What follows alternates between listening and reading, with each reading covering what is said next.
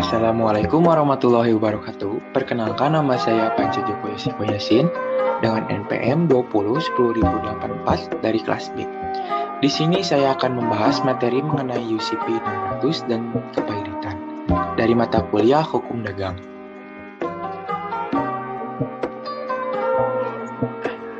Diawali dari UCP. UCP atau Uniform Custom Practice for Documentary Credit. UCP 600 ini merupakan seperangkat kebiasaan dan praktik dalam perdagangan internasional yang dijadikan pegangan oleh International Chamber of Commerce atau ICC, organisasi bisnis dunia yang berbasis di Paris, Prancis. Saat ini, UCPCD yang berlaku adalah UCP 600 atau sering disebut UCP 600 yang versi terbaru. UCP 600 merupakan aturan yang berlaku secara umum di dunia perdagangan internasional atau kepanjangannya Uniform Custom and Practice for Documentary Credit. UCP 600 ini versi terakhir untuk pedoman untuk internasional Best Practice Transaksi LC atau Letter of Credit yang diterbitkan oleh ICC. UCP 600 berlaku efektif sejak 1 Juli 2007, menggantikan pedoman sebelumnya yaitu UCP 500. Sejak tanggal tersebut diharapkan semua bank yang menerbitkan LC baru mengacu kepada UCP 600 itu. UCP 600 tersebut terdiri dari 39 artikel atau pasal yang mengenai aturan perdagangan internasional. Bank sebagai perantara memberikan instrumen LC Letter of Credit untuk memenuhi kebutuhan importir dalam melakukan transaksi jual beli. UCP 600 menjadi ketentuan yang mengikat kepada pihak yang terlibat dalam LC, kecuali jika LC menyatakan dengan tegas bahwa LC tidak mengacu kepada UCP 600, termasuk bank syariah di sini. Keterlibatannya dalam perdagangan internasional juga perlu mematuhi aturan yang berlaku di UCP 600 yang memang merupakan aturan konvensional. Menurut hasil Trend Finance Global Survey, penggunaan instrumen LC masih sekitar 40% dari total transaksi global dalam perdagangan internasional. Mayoritas pembukaan letter of credit tunduk kepada versi terakhir UCP, yaitu UCP 600. UCP 600 telah diterima secara luas sebagai aturan internasional untuk LC dan merupakan aturan perdagangan yang paling sukses yang pernah dibuat. UCP menganut dua prinsip dasar mengenai LC, yaitu prinsip independensi LC terhadap kontrak dasar dan kontrak lainnya. Kemudian prinsip bahwa bank hanya berurusan dengan dokumen, tidak dengan barang atau jasa. Yang pertama ada prinsip bahwa bank hanya berurusan dengan dokumen, membuktikan bahwa realisasi pembayaran LC hanya berkaitan dengan dokumen-dokumen yang dipersyaratkan dalam LC, tidak dengan barang atau jasa. Kemudian ada prinsip independensi, yaitu prinsip memisahkan kontrak dasarnya, yaitu kontrak penjualan dengan permintaan penerbitan LC atau Letter of Credit.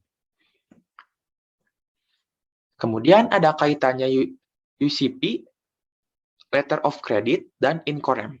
Yang pertama, UCP 600 adalah seperangkat ketentuan yang berlaku terhadap setiap documentary credit, termasuk hingga perluasan terhadap mana UCP boleh berlaku setiap standby letter of credit bila teks kredit mengindikasikan secara tegas bahwa kredit tunduk pada UCP ini.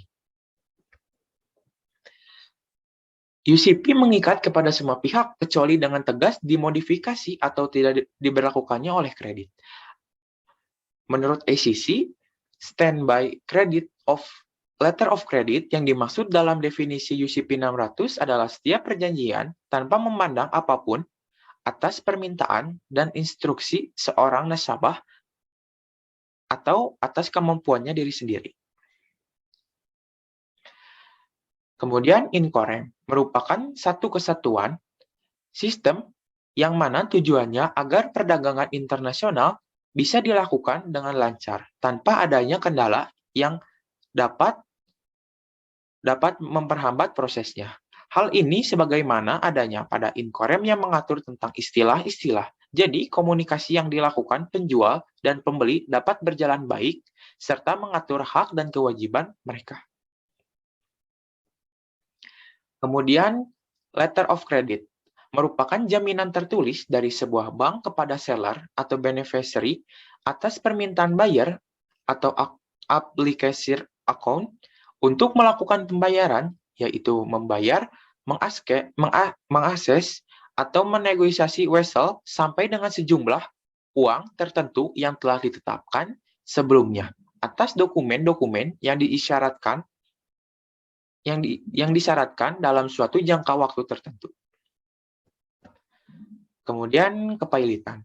Hukum kepailitan adalah segala peraturan yang ditetapkan atau diterapkan dalam sita umum atas semua kekayaan debitor yang mengalami kepailitan atau bangkrut. Yang pengurusannya dan pemberesannya dilakukan oleh kurator di bawah pengawasan hakim dan pengawas.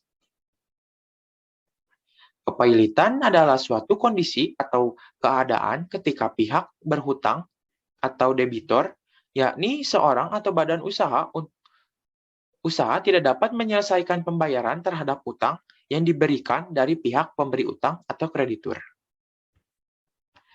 Kepailitan, sejarah hukum kepailitan pada abad ke-16 di Italia, istilah bancarota berarti meja patah yang merupakan simbol dari pinjaman yang insolval atau tidak kemampuan membayar atau bangkrut. Keadaan tersebut dalam hukum Belanda disebut dengan faillissement atau kebangkrutan. Awalnya hukum tentang keadaan pailit diatur dalam Wetboek van Koophandel. Akan tetapi peraturan ini tidak efektif diterapkan dalam kegiatan perdagangan.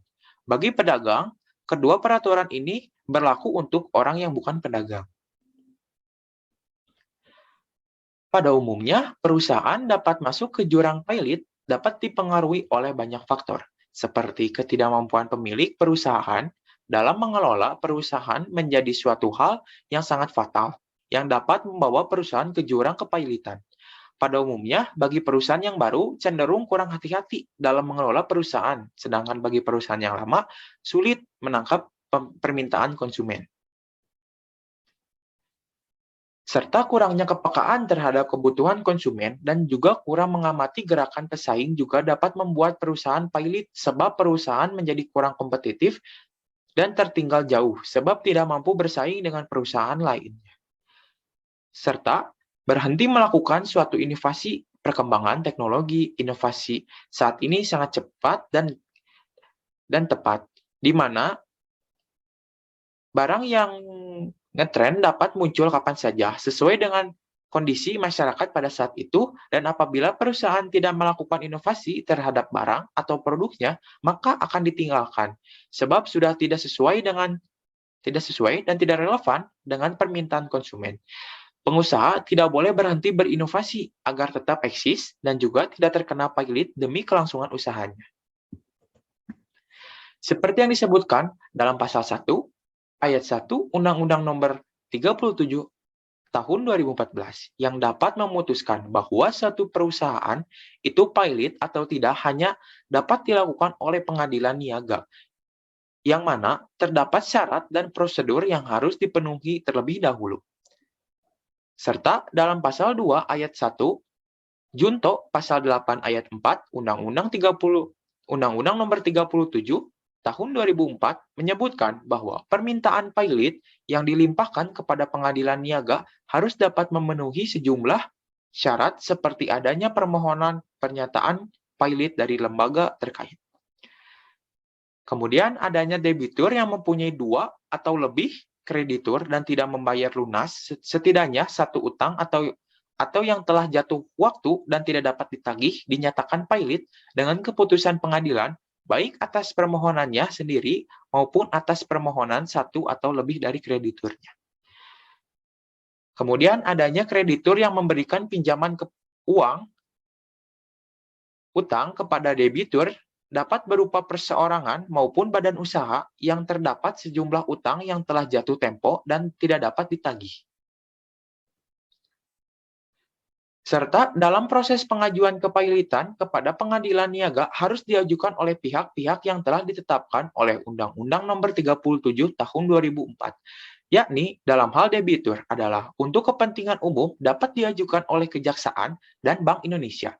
Serta dalam hal ini juga debitur adalah perusahaan efek, bursa efek, lembaga clearing dan penjaminan, serta lembaga penyimpanan dan penyelesaian permohonan pernyataan pilot hanya dapat diajukan oleh Badan Pengawas Pasar Modal. Permohonan pernyataan pilot dapat diajukan kepada pengadilan niaga dan sidang pemeriksaan atas permohonan pernyataan pilot dilaksanakan dalam jangka waktu paling lambat 20 hari setelah tanggal permohonan didaftarkan atau 25 hari apabila debitur mengajukan permohonan berdasarkan alasan yang cukup. Ketika dilakukan persidangan, selama putusan atas permohonan pernyataan pilot belum diucapkan, setiap kreditur, Kejaksaan, Bank Indonesia, Badan Pengawas Pasar Modal, atau Menteri Keuangan dapat mengajukan permohonan kepada pengadilan. Akibat dari hukum kepailitan adalah dengan ditetapkannya putusan pernyataan pilot, maka sejak dibacakannya putusan pilot, debitur kehilangan hak untuk menguasai dan mengurus kekayaan yang termasuk ke dalam harta pilot. Namun, menurut pasal 22, Undang-Undang Nomor 37 Tahun 2004, terdapat sejumlah harta yang dikecualikan sehingga tidak termasuk ke dalam harta kepailitan. Kepengurusan harta kekayaan ini beralih kepada kurator dengan pengawasan oleh hakim pengawas, sehingga segala hal yang mempengaruhi harta kepailitan tersebut harus dilakukan dengan persetujuan kurator. Cukup sekian materi yang bisa saya sampaikan. Mohon maaf bila ada kesalahan kata atau penyampaian. Terima kasih. Wassalamualaikum warahmatullahi wabarakatuh.